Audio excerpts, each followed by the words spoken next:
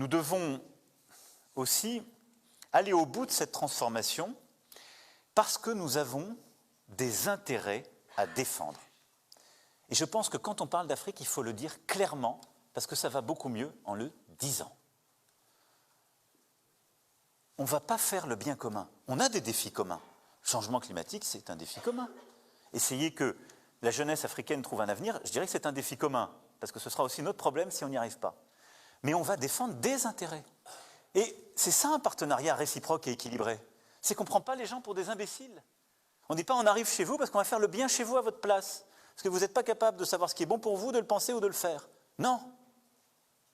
On vient défendre nos intérêts et on le fait de manière respectueuse avec les intérêts des pays africains où on se déploie.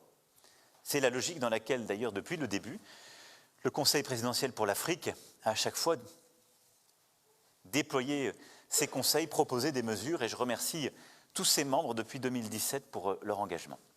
Alors notre intérêt, c'est d'abord la démocratie. La France est un pays qui soutient en Afrique comme ailleurs la démocratie et la liberté.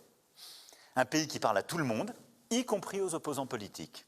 Un pays qui préfère les institutions solides aux hommes providentiels.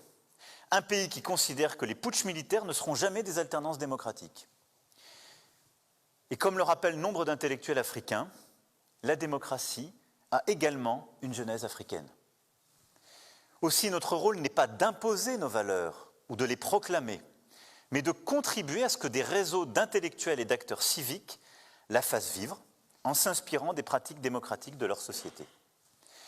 Ce sera le rôle de la Fondation sur l'innovation et la démocratie, qui a été créée en fin d'année dernière à Johannesburg et qui rayonnera sur tout le continent. Et je veux une fois encore remercier le professeur Achille Mbembe pour son travail, son engagement, ses propositions et tout ce qu'il a d'ores et déjà bâti avec ses équipes, ce qu'il va continuer de faire. Mais c'est exactement cet esprit-là que nous devons poursuivre.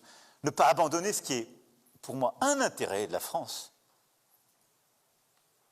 la démocratie. Mais le faire de manière respectueuse avec ce qu'est l'histoire du continent et surtout les acteurs qui doivent le porter.